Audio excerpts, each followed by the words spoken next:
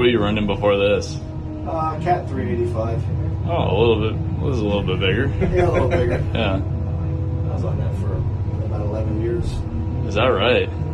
Yeah, it was a 345 to a 375 to a 385. Then I got this.